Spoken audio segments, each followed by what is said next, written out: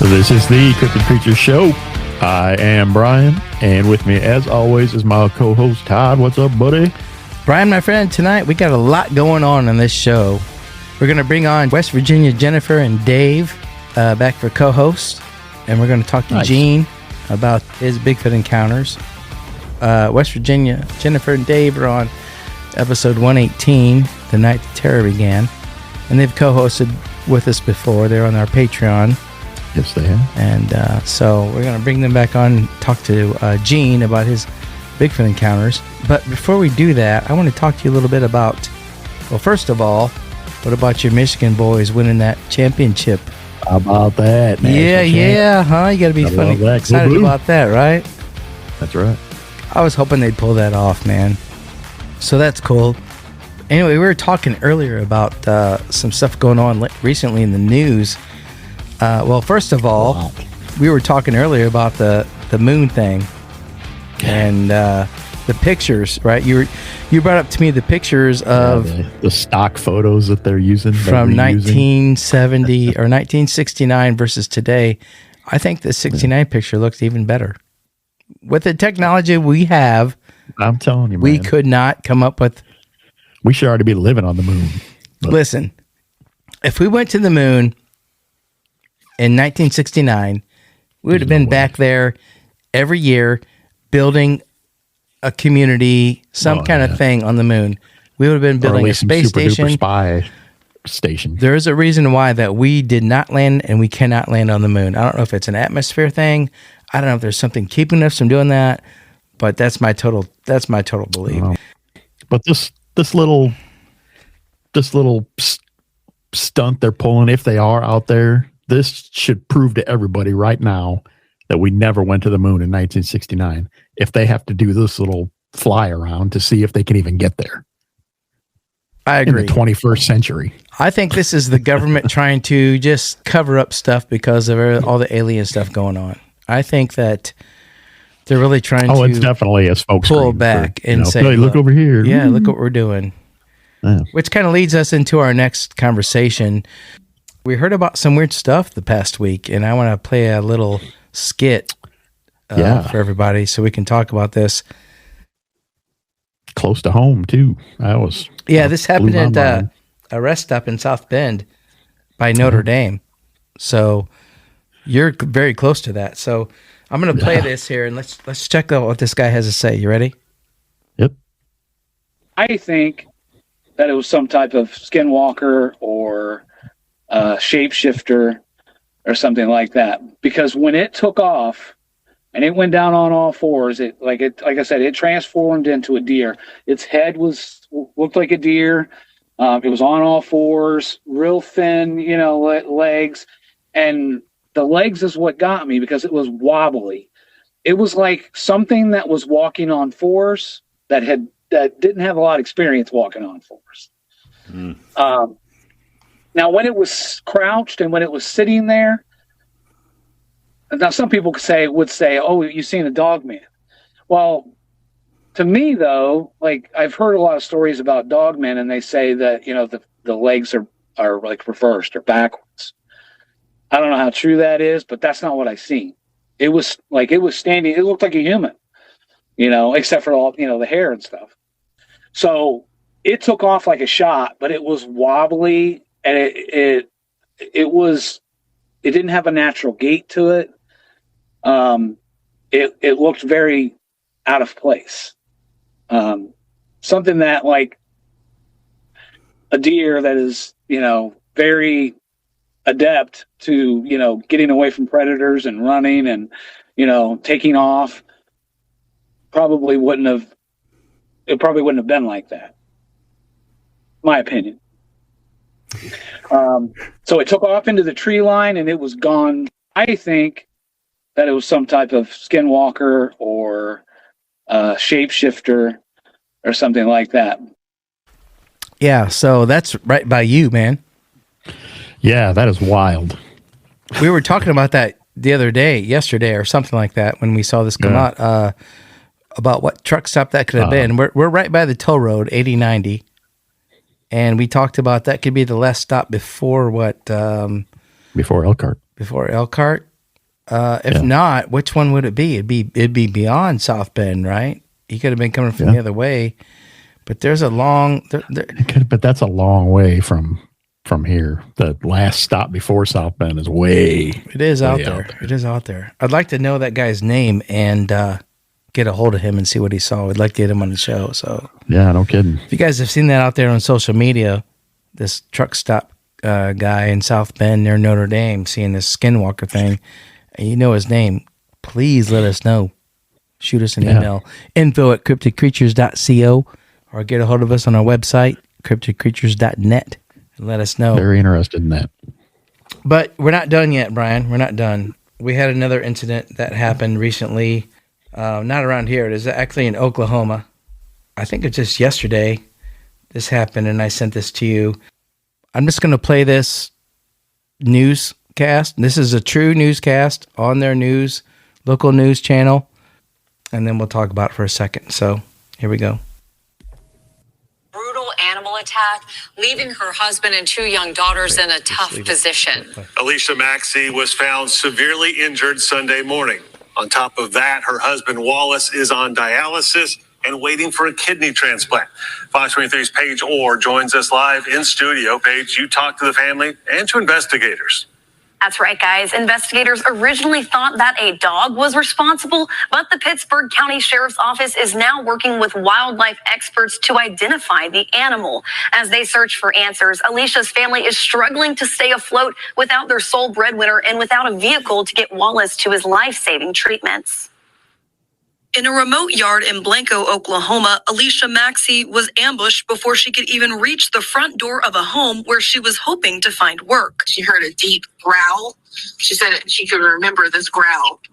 And she turned to run back to the truck, and something just pounced on her and knocked her to the ground. And she says it was dog-like, is what she described, but she didn't say it was certainly a dog.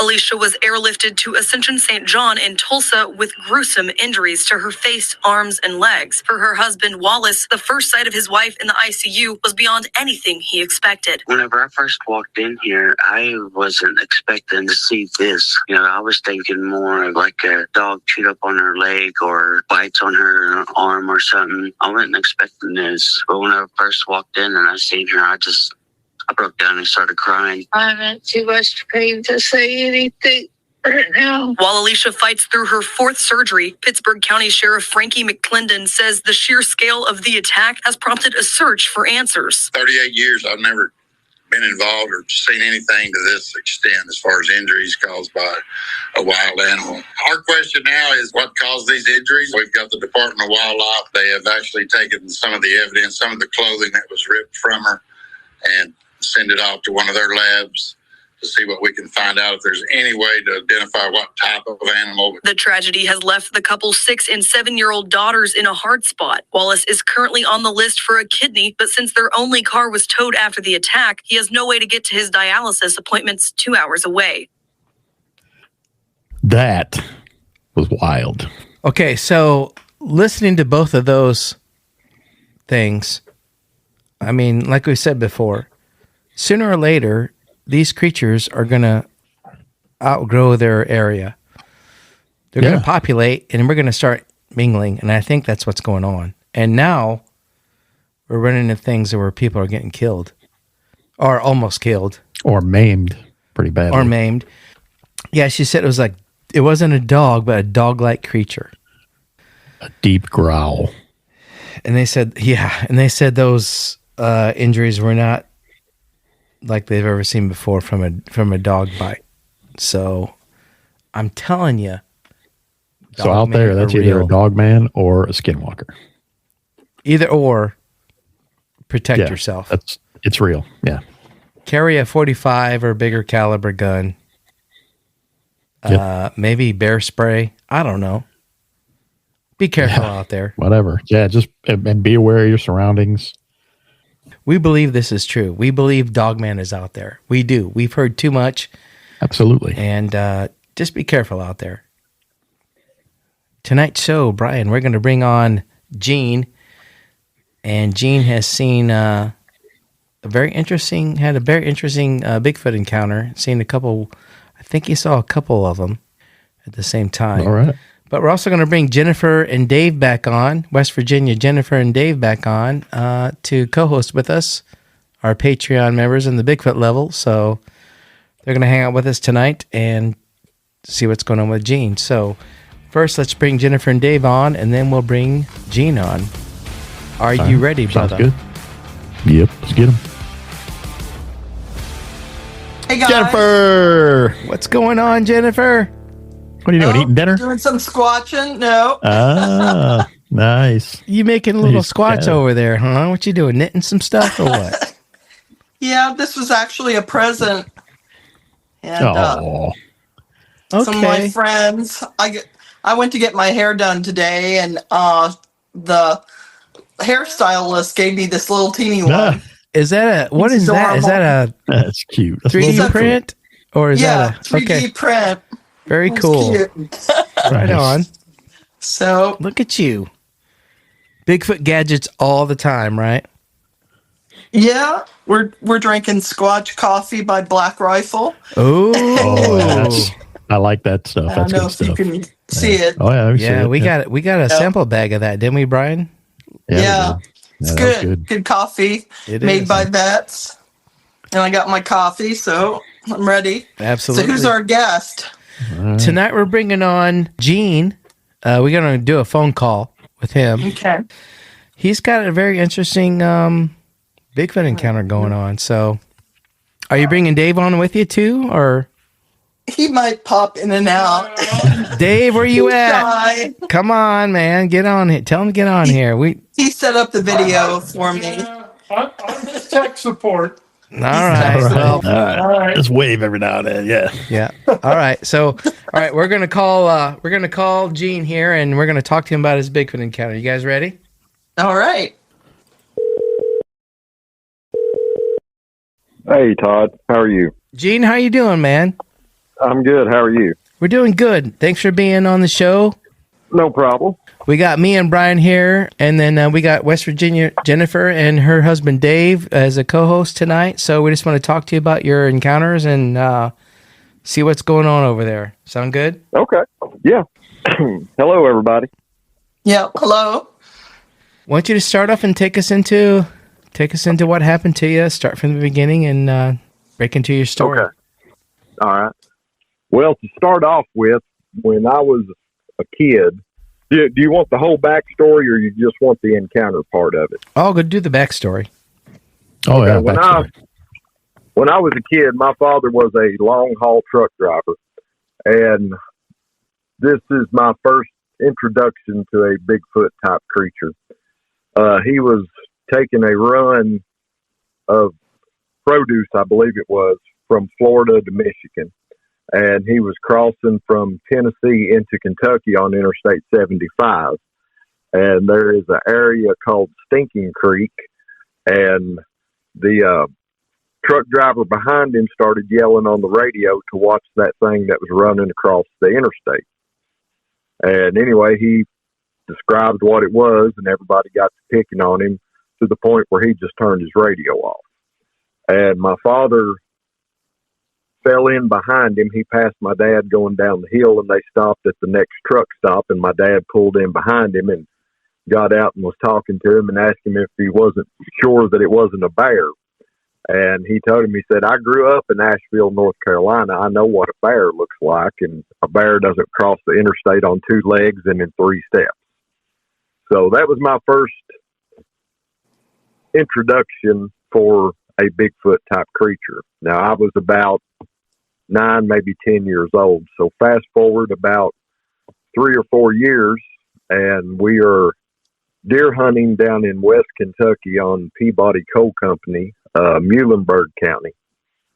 And my father had went down a holler, and I was up in the field, and I heard him shoot 3 times, and it was deliberate aimed shots. It was bang, bang, bang. And so I knew it was my dad because I recognized the gun, and I knew he was shooting at deer. But what I thought was funny was when my father shoots at a deer, he shoots 1 time and the deer's dead. but he shot 3 times. So I went over to the mouth of the holler where I could see down in it and see if there was any deer coming. And I stood there for 3 or 4 minutes and I didn't see anything, but I started hearing voices. Someone was obviously carrying on a conversation. It was cadence. It was obviously 2 people talking back and forth.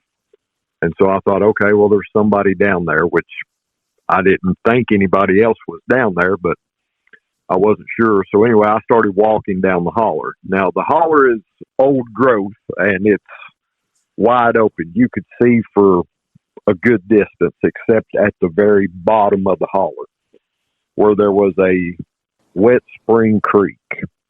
And during the rainy season, it would actually make a creek. Other than that, it was dry. But there was a lot of brush right down at the bottom of the creek, or bottom of the holler, rather. And I started making my way down the holler, and as I was going down the holler, I was also moving toward the bottom of the holler, kind of in a diagonal direction. And I got about 50 yards or so from where the brush was at the bottom of the creek, and 2 animals busted out of the brush, running towards me. And there was no sound. I had not heard them running at all, but they come out of the brush and they were going full tilt. And in my 13, 14-year-old brain, I was thinking, I don't know what this is, and it needs to die because it's coming right straight at me. So I yank up my 30-06 and I pointed at them. I don't even think I aimed. I just pointed, and I pulled the trigger.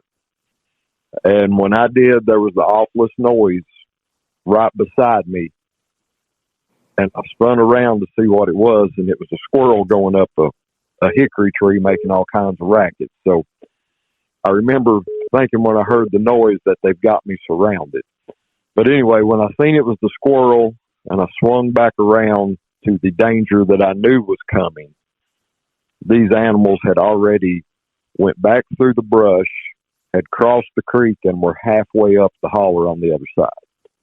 And this was not a little holler by any means. And I shot 2 more times at them and never touched them at all. But they were knuckle walking. What I know now is knuckle walking. They had 3 to 4 inch reddish brown hair all over them. Their butt was lower than their shoulders. It was, if you kind of picture like how you see hyenas, their butt's lower than their shoulders and their legs go up, and then the kneecap turns and the lower portion of the limb comes down. That's what these were walking like. Very much like a great ape would without the straight up and down erect posture, because they were over on all 4s. And there was no snout. It was a flat face. I could not see ears in the time that I saw them. Really no facial features, just that it was a flat face. And they were about 3 to 4 foot tall down on all 4s. So they were at least a minimum of 6 foot tall or better when they stood up. And from what I've learned about large breed animal or dogs and stuff like that, they were probably at least 180 to 200 pounds. And anyway, they run off. I continued my evening hunt. It really didn't scare me or freak me out. It was just something that happened. And I finished my hunt. It got dark. I met my dad back at camp, and I was talking to him about what had happened, and it turned out that he had seen these animals too, and this was what he was shooting at. Now, I guess the strangest part of the whole encounter is when the animals come out of the brush and they kind of saw I was there. They were what was talking to one another that I heard. Now, it was a different cadence. It was a different speech pattern. Everything about it was different from what I heard when I was standing at the top of the holler. When I was standing at the top of the holler, it was two people carrying on a conversation. When they bust out of the brush and saw me, it was very much just like you were in the jungle and you walked upon a group of chimpanzees or howler monkeys or something of that nature in the treetops. And they started squealing and making all that kind of noises. But that's essentially the encounter in a nutshell.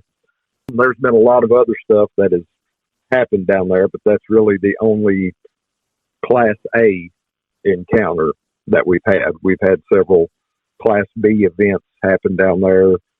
All of this led me to get a degree in anthropology so I could study great apes. I actually do archaeology. I run the Kentucky Center for Bigfoot Research. We've had a lot of happenings here in Kentucky and around the Appalachians where we go and do research at. But that's pretty much it. So if y'all have any questions, I'm happy to discuss anything about it with you. Yeah, Gene, I've heard that chatter several times. I used to have a farm. We had 44 acres, and I think we had at least maybe 5 to 8 Bigfoot living on it. And I would hear that, routinely in the woods. It almost sounds like it's Mandarin Chinese. It's kind of strange.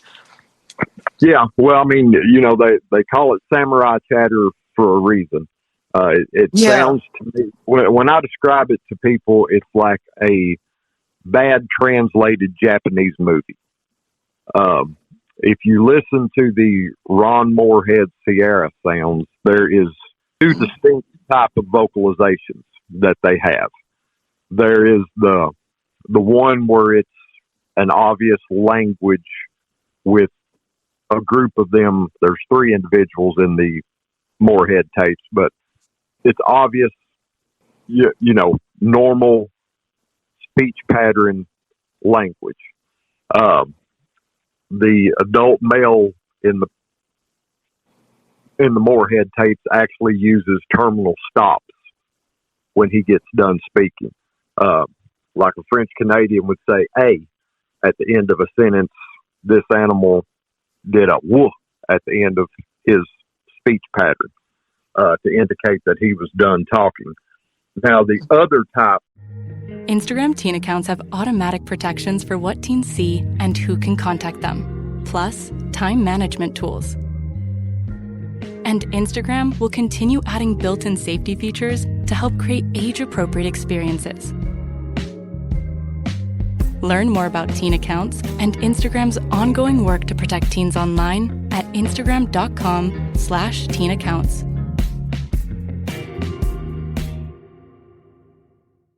Adobe Acrobat, your new foundation. Use PDF spaces to generate a presentation. Grab your docs, your permits, your moves. AI levels up your pitch, gets it in a groove. Choose a template with your timeless cool. Come on now, let's flex those tools. Draft, design, deliver, make it sing. AI builds the deck so you can build that thing.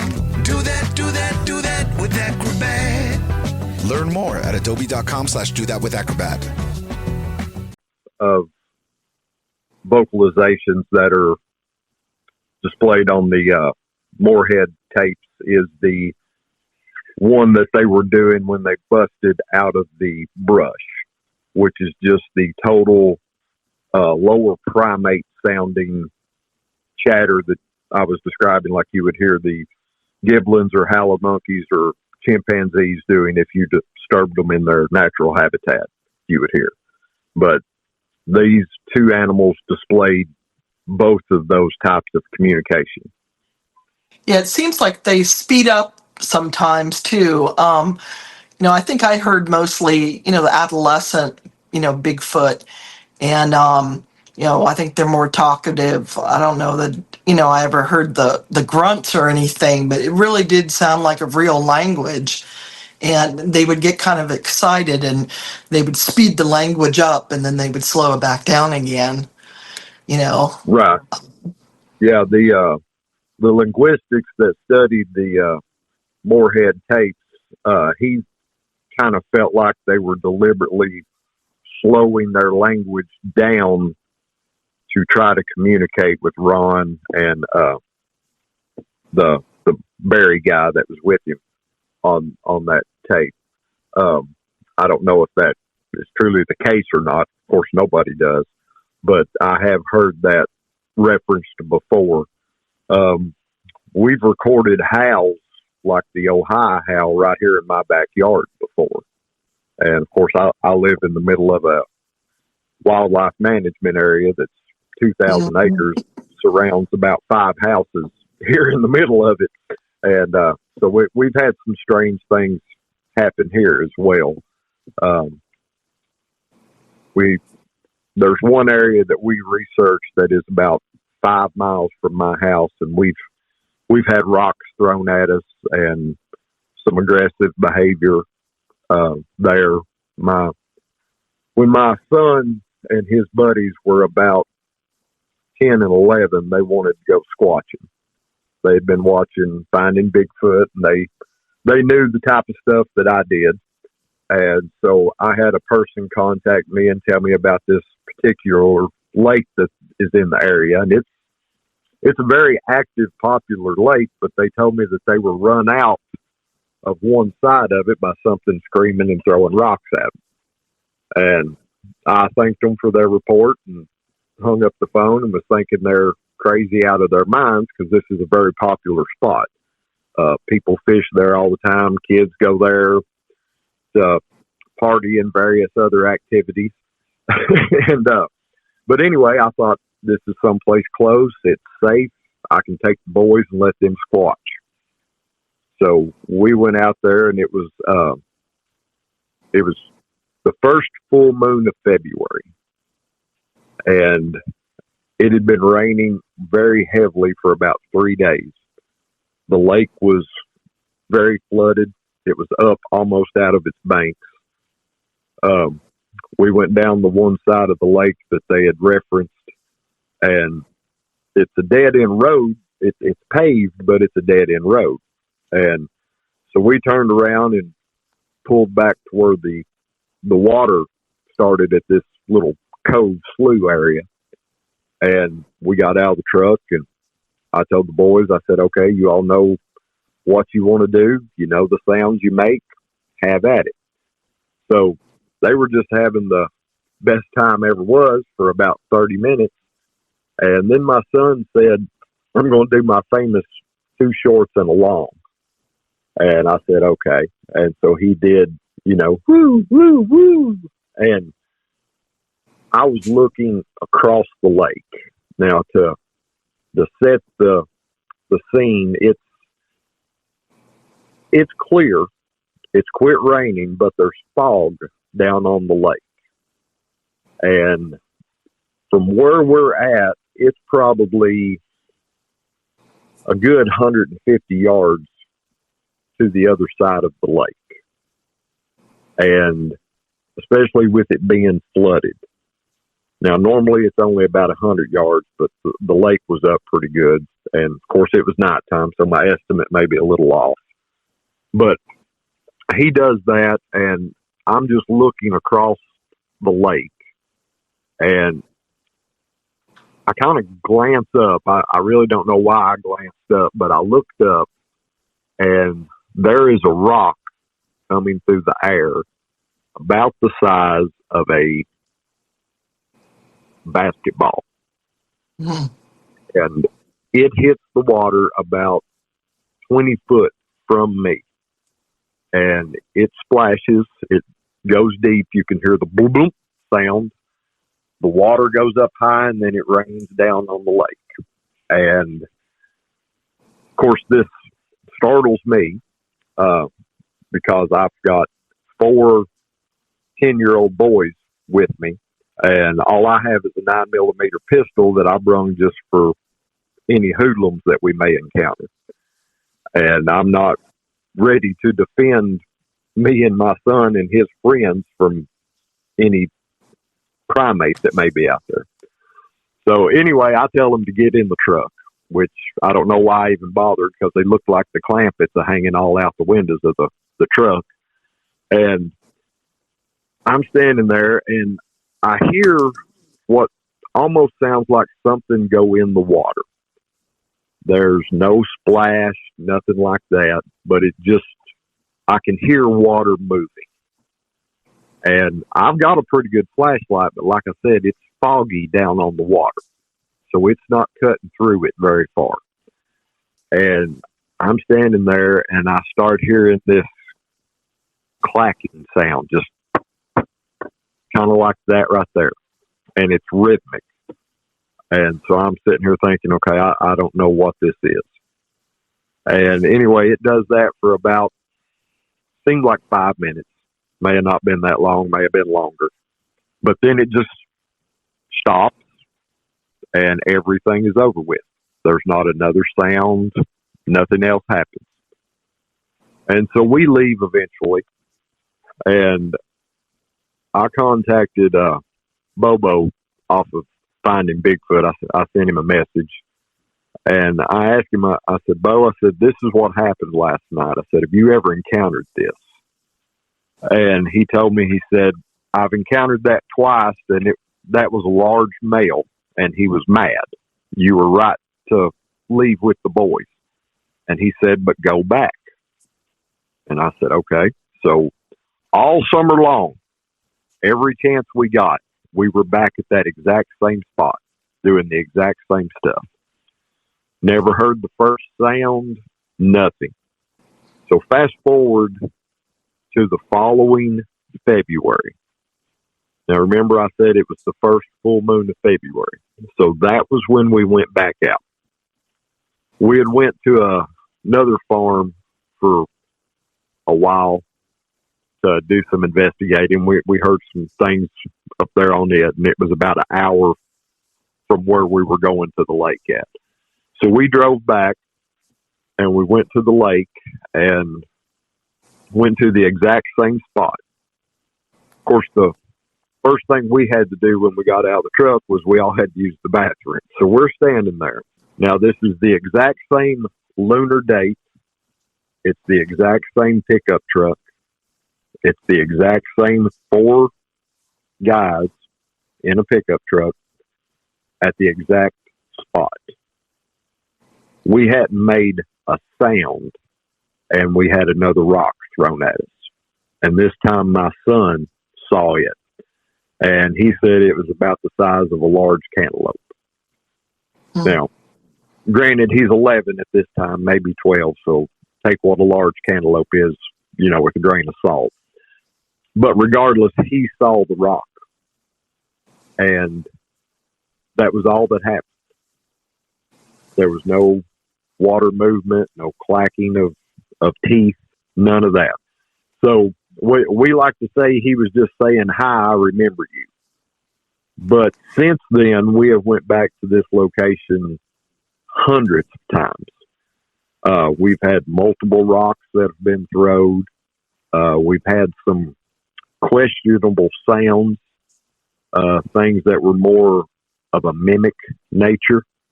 Like I had 2 owl species that were in the exact same tree. Or at least the trees were side by side each other. And that doesn't happen that I'm aware of.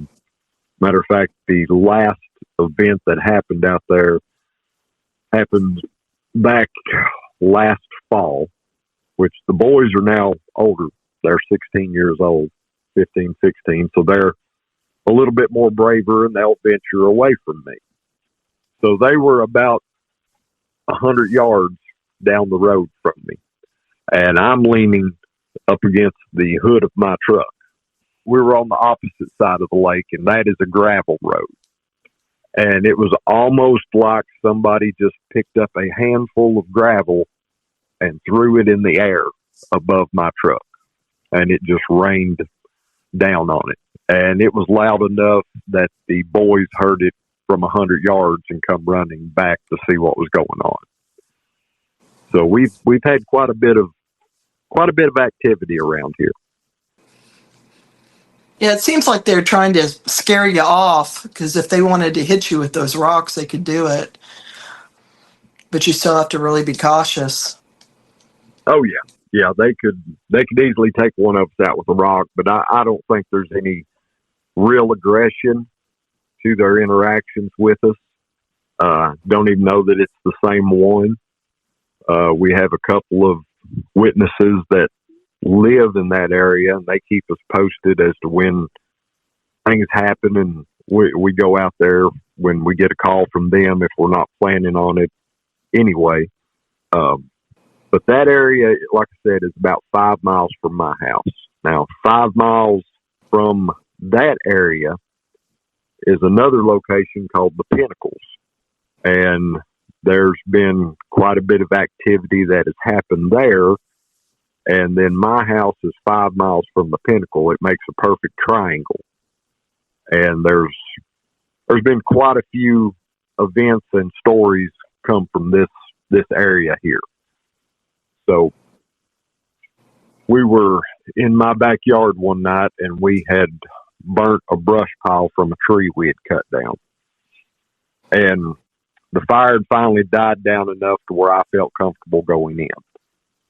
And my son had already went inside, and I was walking back to the house, and there was a huge, deep, guttural howl happened. And it was almost like it envisioned a dome. And the howl was above the dome. And when the howl happened, all the dogs here in the little neighborhood started barking and howling. And it was like they couldn't get above the dome. I know it's a strange analogy, but it was just so much bigger in both depth and volume. And I actually got the second half of it recorded on my cell phone.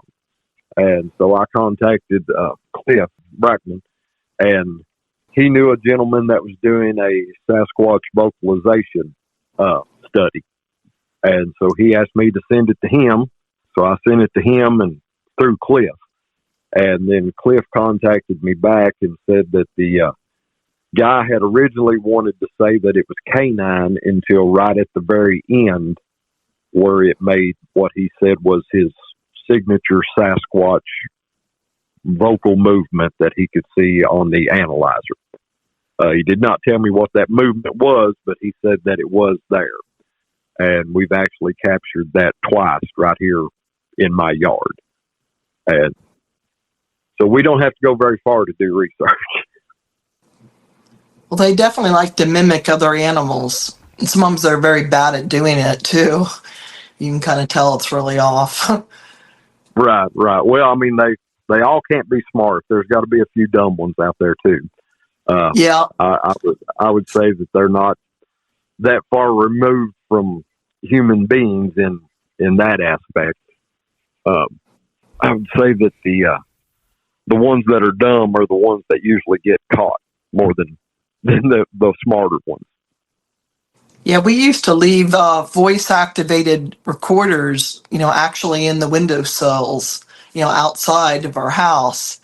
And because we would hear them usually around 2 o'clock, sometimes 3 o'clock in the morning. And, we'd pick up a lot of the howling and the vocalization. And it was kind of interesting. Sometimes they would kind of get into like a frenzy. And it would be like voices building upon voices. And we always thought that they were attacking the animal and, having like a feeding frenzy or something. But I guess a few months ago, I watched this movie. It was called Chimp Nation. I think it's on Netflix. It might be Prime, but I'm pretty sure it was Netflix. And they had these chimpanzees that they followed around for like a year. And when they get together and they start fighting with another group of chimpanzees that they come across, they make those noises, and it was almost identical. I never thought about them fighting other Bigfoot, but I'm almost convinced I think that's what they were doing. I always assumed they were going after, prey, but I think it's, fighting amongst the different tribes or different groups. It was just Right. too close to the what was going on with those chimpanzees. It's almost like identical. Yeah. I mean, when lesser primates do that, they're building in excitement, and Yeah. that's what causes the faster, more rapid vocalizations. Coyotes do the exact same thing, like chasing a deer or something. The closer they get to the deer, the more excited they get. And then when the actual attack happens, that will be the crescendo, the peak of the volume and the cadence, the rhythm of the vocalizations. And I have seen videos where chimps and things like that have done just exactly what you're describing.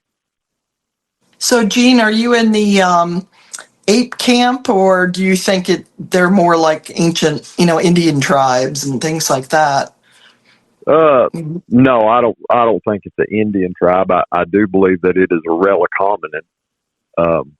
Be it, Gigantopithecus is likely the most logical candidate. It could be Paranthropus.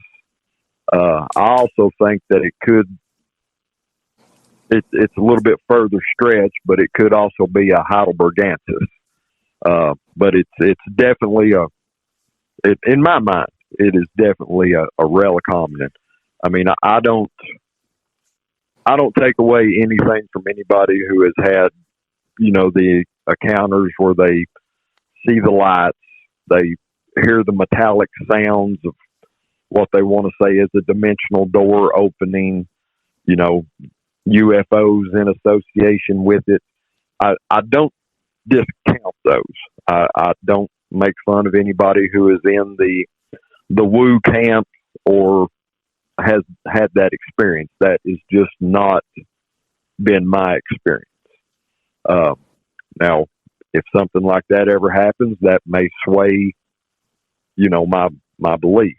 But for me right now, based on the evidence that I have seen, collected, and the individuals that I have encountered, it is a flesh and blood animal. And regardless of what it is, be it a totally undiscovered species, which regardless of what it is, that's what it is, but something totally new or a leftover hominin of some sort, a gun will take one down. I have no doubts about that, and I'm 90% positive that that's what it'll take to prove the existence of one. Now, I guess if you had a video in 4K high definition of one walking through the woods, and you walked over and took plaster footprint casts and went to the fence that it crossed and was able to retrieve hair and a DNA sample, that might be enough. But that is three very key components that if you lose any one of them, it loses its credibility. And because we have all three of those components already, but without them being in a sequence where you can say, hey, it stepped here, here's the cast we made of it. On the other side of the fence, we made this cast. Here's the hair with the root follicle still attached to it. And that's the only way you're going to prove it without a body on a slab. Yeah, you're probably right, especially in this day and age now with AI screwing up all the videos. It's going to be tough. Oh, yeah. Without the whole without pattern body. right now is. Yeah, you can't prove anything with AI nowadays when it comes to video. And a physical body, for some reason, we've heard every time the government steps in. If there's a body, whether it be a Bigfoot or a dog man, the government always steps in, or the body comes up missing, or I don't know how they know this, though. That's what's weird. All these encounters we've heard about a dog man or a Bigfoot being put down or a body, all of a sudden there's black Tahoes and FBI agents or whoever there. Jennifer, have you heard that before too? Yeah, Black Hawk helicopters in the air. I think they have a group that just goes up and down the Appalachians, and they're ready. It's almost like they tag these animals, and they know if they're, I don't know, so weird. Yeah, like if you pull the trigger and put one on the ground, it sends a signal somewhere, and somebody says, "Hey, individual blah blah blah has been compromised. Go retrieve it." Yeah, that's always been kind of a weird thing, and to be honest with you, I always felt that was kind of a convenient closing to the story to get away from having any evidence. Now, personally, I would put one on the ground if I had the opportunity and I was close to a pickup truck. Because for one thing, the thing probably weighs 800 to 1,000 pounds. So what are you going to do with it? You're not going to drag it through the woods like you would a deer. Secondly, if you are not in a position to where you could get away, what could be the ramifications of initiating hostile contact with these creatures? Because I really believe that there is never just one. You just happen to see one. So if you could not secure that animal quickly and exit quickly, things could be very bad. But if that was to happen, I would not contact the press. I would not do anything like that. I would contact some of my anthropology people, like the professors that I went to school with.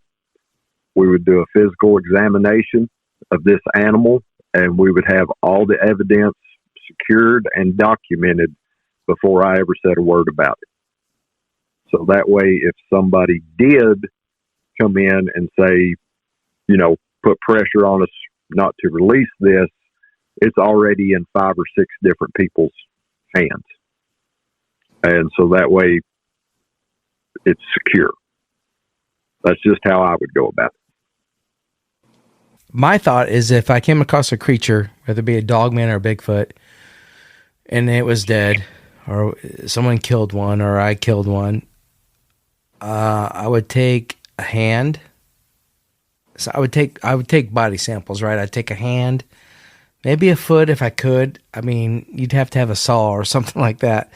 I don't think you could take the whole body out, but you could take samples, right? You could take pictures and samples. But as soon as you go trying to prove that to somebody in science, the government's going to find out. They're going to step in, or they already know somehow. I don't know how they know. All these encounters where people have killed a creature or a dog man or come across a creature, or you talk about the Mount St. Helens thing, it's just like you can only get so far with it, and then it's covered up, Yeah, the Mount St. Helens thing, I mean, that was a national event, major emergency situation. The government was already on site. Regardless of if you believe all the hoop about that. But if you were to find a specimen of whatever cryptid you believe this to be, take as many pictures as you can of the entire individual, and then if at all possible you want to remove the head, because the head will give us more information than the rest, any other part of the skeleton will. You can bring in a hand, you can bring in a foot, all that is great, but we'll learn more from the head of an individual than we will any other body part that it has. Because you get your dental complex, so much you can learn about the cranial capacity, the way the skull is formed, you can just about build a skeleton if you have the cranial part of it, because there's, size ratios and things. You can really make a very good guesstimate on everything else. So if it boiled down to just taking certain parts, the head would be at the top of my list. But what I would do, there's a college close by you somewhere. Call and ask to speak to the chair of the biology department, the anthropology department, one of the natural science departments, and don't tell them what it is. Just ask them for a meeting, and then show up with it. Just, ambush them, because if you say, "Hey, I've got the head of a Bigfoot, I want to bring it in and let you look at it," they're going to blow you off. You're not going to have time. This episode is brought to you by Stofers. Here comes 3-time juggling champion Natalia Rogers. She's juggling law school, her TA job. Oh, narrowly catches the laundry. What's that fourth ball? Parents unexpectedly showed up at dinner time? Is that too much for Natalia? Not with Stouffer's Chicken Alfredo and its mouth-watering mix of Asiago, Romano, and Parmesan. When you're juggling 4 things at once and the clock strikes dinner, think Stouffer's. You tell them that, make up some story, whatever fits your area. I'm having problems with this. Like to come in and discuss it, get your opinion on it. Believe me, any scientist is always happy to bestow their knowledge upon another individual. So just ambush them with it, walk in their office, sit down, open up a duffel bag and pull it out. Say, "Here's the head of a Bigfoot. What can we do?" But getting the head of a Bigfoot's a lot easier said than done, obviously. Absolutely. Right? Yeah. But let's say you have a sample. Let's say you have a sample, right? You gotta finger something. Jennifer, what's your thoughts on that? Honestly, I don't think I could cut the head off. It would take a good knife. Yeah, I'm 62. I'd have a hard time. Give you a chainsaw, you'll be all right. I don't think anybody's going to come across a Bigfoot body, unfortunately. I think it's these creatures are like us. They live in family units.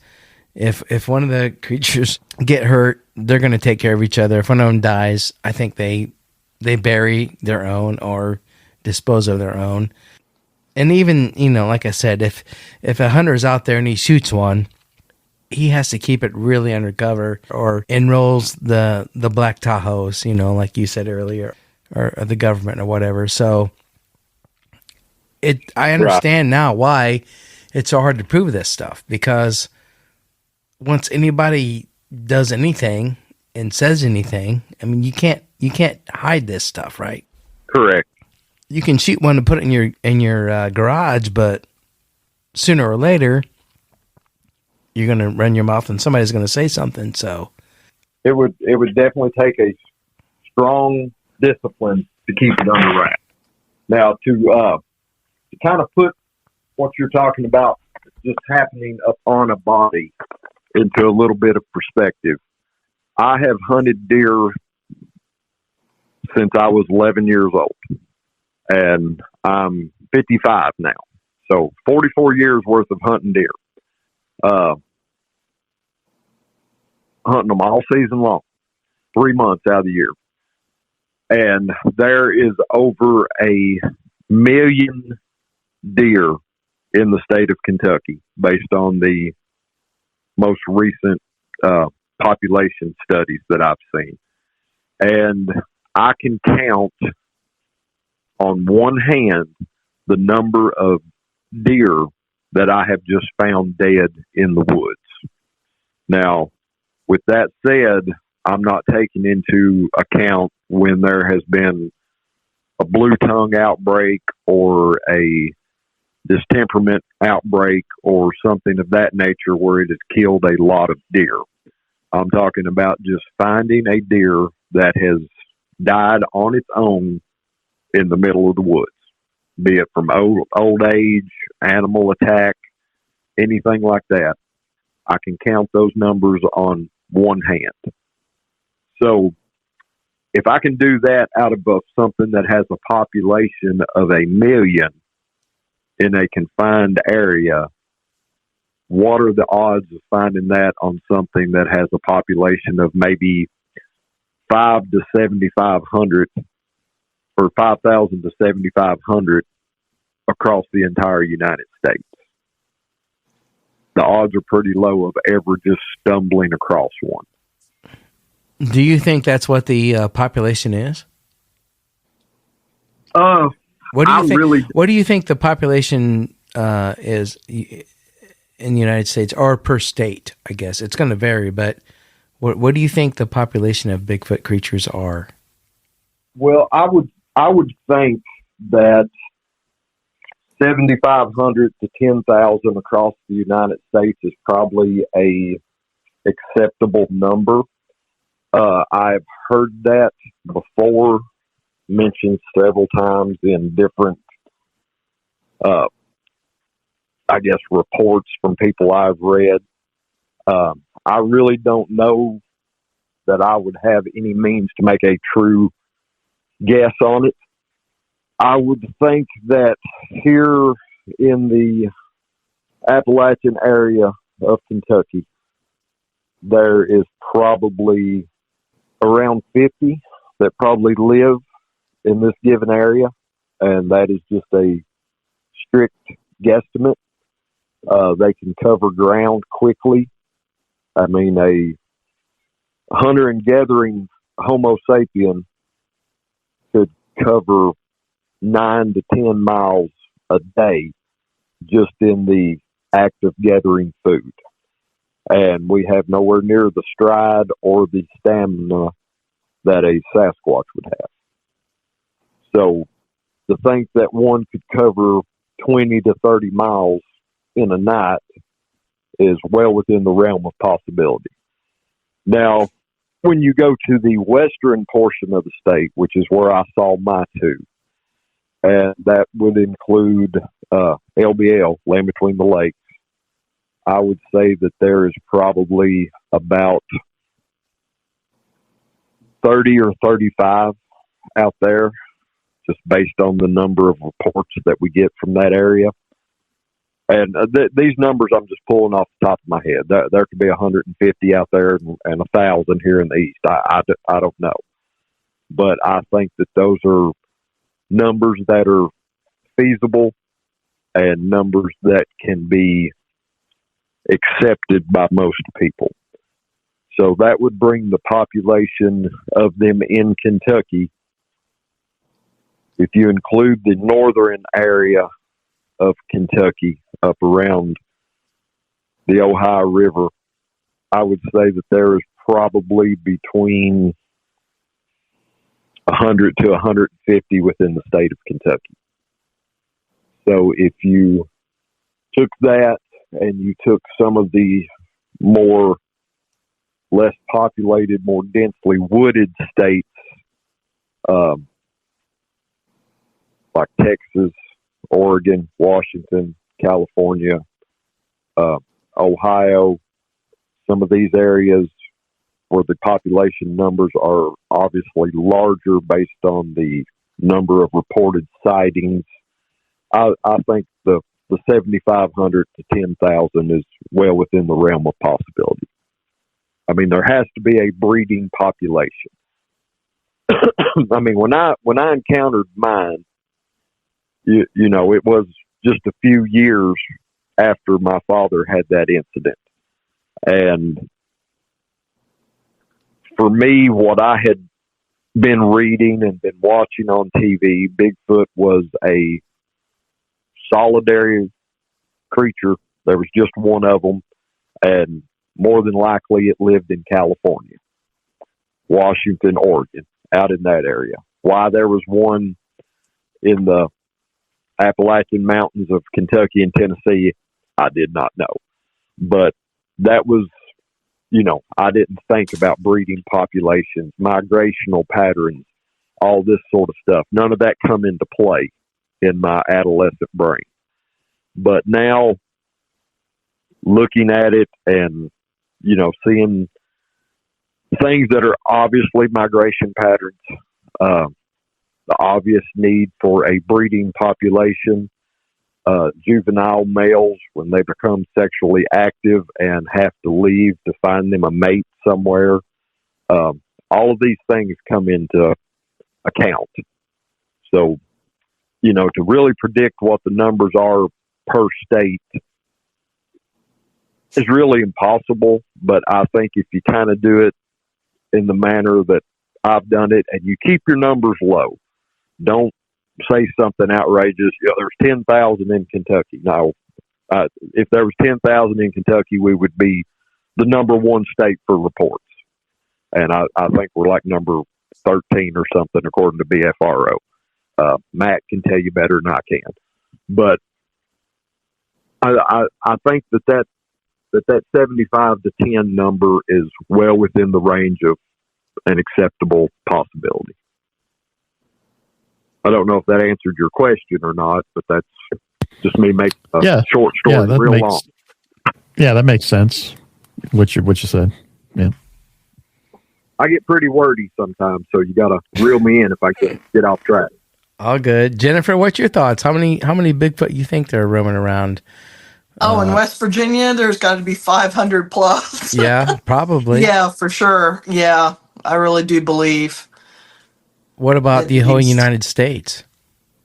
I don't know. I think they're more densely populated in like the Appalachians and the Allegheny Mountains, and then out west. But I would definitely think West Virginia is a major player. Have you guys had any more incidents Ohio. going on at your place that since we talked to you last, or anything going on? Nothing really. We were talking about that article I found in the Wonderful West Virginia magazine was kind of interesting. How they were using technology, to track animals. And I don't know if you told Brian about that or not, but a couple months ago in this magazine, this West Virginia State Police were talking about how they use these drones to rescue hikers. And they also allow the DNR to use the drones too. Well, they had to tell a story why they were using them. It turns out they say that they use them for the wildlife management areas where they grow crops in there for the wildlife, which, is kind of suspect. Why do you need 3 acres of corn for some exotic, bird? But they do, if you go on Google Maps, you can see the crops being grown in these wildlife management areas. It's usually corn or wheat. And they had this story, and they said that they were concerned about the bear going into the crops during the harvest, and how the bear when they would eat, they would fall asleep in the crops and essentially make little crop circles, in the corn, and ruin some of the harvest. And I thought, why care about something like that when it's all made for the wildlife anyway? It sound like a real big story. But if you think about them, keeping an eye on the wildlife, in the wildlife management area, drones would just be perfect, to monitor that and see how many are in a cornfield at any one time. I really doubt it's the bear, but that was their code word that they used in the article. So, it's interesting what you come across if you, look at it from a different angle. There's way more out there than we think. I think they're staying hidden. They're going to keep populating just like humans do. Sooner or later, we're going to come in so much contact. Yeah, but that's another thing we don't know is how often do they breed? Once a year, once every 2 years? How, we don't know. Yeah, what's their gestation period? Right, Is it exactly. 9 months like a Homo sapien? Is it a couple of weeks like a bird? Right. Is it longer like an elephant? We don't know. Yeah. I used to work for the Department of Fish and Wildlife here in Kentucky. And the wildlife management areas, I mean, the crops are grown to supplement the natural food that is found in the areas, but they are also it's mostly grasses that is grown for what food and cover. You know, you need three things: food, water, and cover to sustain an animal. So the cover and the food are covered by their crops that they grow. Now, when you find things like corn that has been planted out there, that's just a supplemental thing. When we used to do deer surveys years ago, we would it was a massive manpower undertaking. You would take a group of people 5-10 yards apart, and they would walk through this given area of land, be it 10 acres, whatever, 5 acres. They would walk through it, and they would push all the wildlife out of that area by walking through.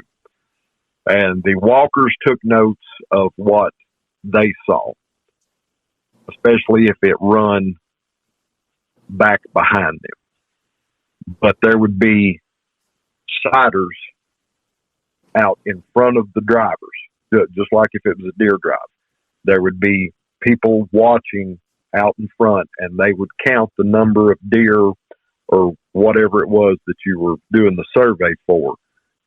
And the people walking through the woods would push all that out. And then they would take that and they would multiply it or divide it by how many acres of land that they had covered. And that told you what the deer population was per acre in that given area.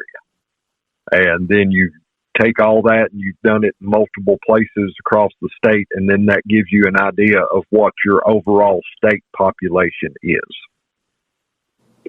Just to shed some light on that. So, Gene, did you ever hear anything about these bear, making these crop circles at night? I mean, it just doesn't even seem plausible. I mean, I would think the bear would eat the corn and then they would leave and go stay in their den.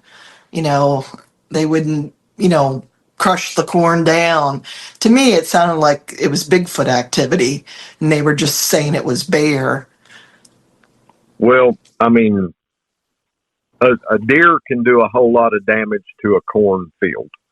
They can knock down a 30-foot circle of corn, especially pre-rut when they're fighting each other. As far as eating it, raccoons do more damage to corn than any of the other animals combined. They'll mow through a whole cornfield, in a season. So the thinking of a deer or of a bear coming in, and just the sheer size of a bear, and if they were to get down and start rolling around, scratching their back or fighting with another one, they could do quite a bit of damage to a crop. So I don't know what the significance of it was on the WMA, but I can see where a bear just kind of in normal activity could make a circle of damage in a crop field. Now, to call it a crop circle, I don't know. But yeah, well, they didn't really say, it was a crop circle. They just said it was, usually deer will bed down at night and you can see where they've slept. Right. But I just read this article and I just thought it was kind of silly because, these crops are made for the wildlife. So why would they care if the bear, slept in some of them or not? I don't know. I just kind of felt like it was, in reality, that was probably their code word for talking about Bigfoot. And that way they could observe them and not have to get so close to them in case, it was something scary, Yeah, I mean, it would be. That could very well be. And I agree with you. If it's on a WMA and it's been planted for the deer and the bear and the raccoons. Yeah, it was all wildlife management areas. Yeah, and it was corn and wheat. And they did say what bird, it was a special type of bird that, is on the extinct list. And they said that they had grown all this corn for this one particular type of bird. And I thought, well, how many could possibly be in the woods? You got to be kidding me. It just seemed like a big story. They wanted to come up with something because, like the state police, they had some really good reasons why they needed these real expensive drones. And these are like major top of the line type of thing, and of course, it's wonderful to be able to find a hiker or someone that's missing in the woods or in a ravine. They can go just about anywhere. But so I kind of felt like, when the DNR was talking about what they were doing with them, they wanted to say, well, this is what we do, but I just couldn't believe the bear story. Well, if it's, a crop that has been planted specifically for an animal that's on the endangered species list, then if it is getting damage from a well-established species, then that could be news, but really only news to other wildlife professionals. Now, the use of drones for a population survey, like I said, when we would do basically a deer drive, a deer survey, I mean, you're talking, depending on the area, 50 to 100 people, as to where with a drone at night, you can do the same thing with a group of 3 to 4 people. One to fly, one to watch the monitor and count numbers, and one to write it down. You got infrared there too, so they can do it at night. Yeah, these are really nice drones. Yeah, the manpower usage doing a drone survey is dramatically reduced as opposed to a physical survey. Yeah, well, I could be wrong, but I'm just saying it sounds a little BS to me. So, until we could find somebody that's actually done this, maybe we get them to come, we don't need to use their name or anything, but if they'd be willing to explain, what's going on with the bear, that'd be very interesting. Just something I noticed. Right. Well, Gene, we want to thank you for being out there. Right. Well, Gene, we want to thank you for being on the show tonight. Jennifer, awesome job hanging out with us tonight. Thank you for inviting me. Great job. Hang out with us after we let Gene go. We'll talk to you a little bit. Gene, thanks for being on the show with us, man. We really appreciate it. That was awesome. We appreciate it. No problem, guys. Y'all have a good evening. All right. Nice to meet you, Gene. You too. Take care. We'll see you. All right, Gene. Jennifer, great job interviewing Gene tonight. Yeah, no kidding. Yeah, I think he's definitely a credible person. And, I totally believe his story. The new LinkedIn Hiring Pro can't undo your last hire. The lone wolf, who you thought was a good collaborator because you didn't have the right candidate insights. But once you hired them, it was all hoarding info, declining meetings, and howling at the full moon? But LinkedIn Hiring Pro can go deeper than just the resume to find you a perfect fit. By using insights from the LinkedIn network to give you a short list of best fit candidates. Hire right the first time with LinkedIn Hiring Pro. Post a free job today at linkedin.com/quality. So there are people out there, that know these things, but, how do you get them to come forward and tell you? Right. The property that we have now isn't infested like it was that other property. I feel bad that I didn't figure it all out, until after I sold the property. I just didn't know anything about Bigfoot. And, it wasn't until I started getting into it and reading the books. And it was those case studies that convinced me. Because remember, I thought they were coyotes. And then we found out about those kids in the woods doing the reenactments. And they were playing the werewolf and, vampire type of stuff. And, who would ever, think that 30, 40, sometimes 50 kids all do a big group, I forget what they call it. There's a name for it. They just show up, they text each other, and they just show up in the woods. And, I thought that had solved the problem, and that's what it was. But it wasn't until after we had sold the property and left. Now, if I would have been able to figure that out earlier, I would have contacted, as many major players I could have gotten a hold of and said, hey, you guys need to come and camp out on my farm, and, bring all your equipment and everything else. I think they would have definitely seen something. But I just didn't know enough about it, and it's taken me, a long time to kind of know what's going on. Because I really kind of thought Bigfoot was out west too, and honestly, that Patty film, the original pictures that we saw on TV, like in the 70s, it always had like this rectangular cutout on the eyes, and I always thought that looked really fake. But they have enhanced that video and shown the real fine hairs that are in the eyes, and it's actually not a rectangle. It's more of a gradation into their skin with their fur, but we couldn't see that detail in that film, and it always looked like a rectangle. So I just assumed it was fake. So I just didn't really know, before I came on your show, I didn't know if I really should come on the show because I had never actually seen one. We had all this Bigfoot activity, but I honestly never saw one. We had the situation where one was howling at me one time and had the really loud, kind of like a lion booming type of a, growl.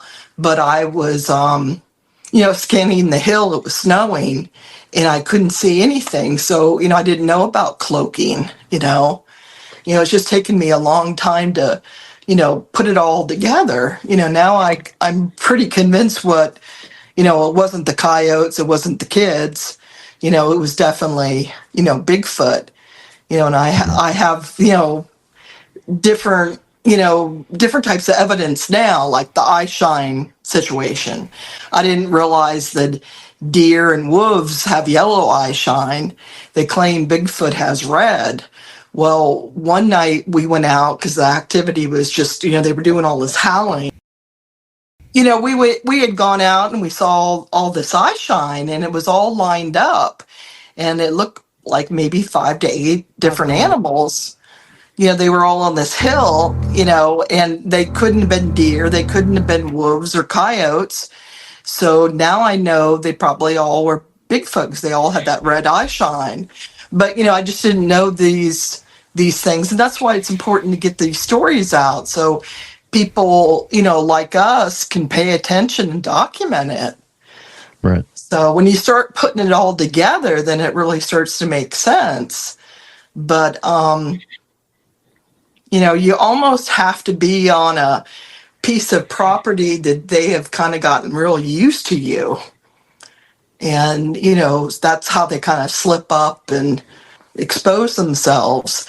But I've heard that chatter so much, and I know it's not human. It wasn't, teenagers doing it. It really did sound like Mandarin Chinese.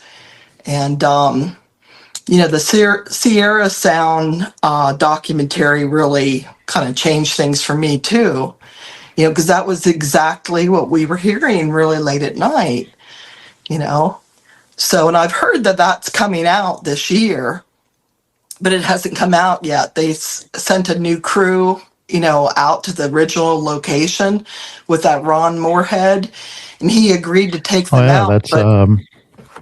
That's what's his name? Ron Moorhead, isn't it? Movie guy that we interviewed before, Flash of Beauty.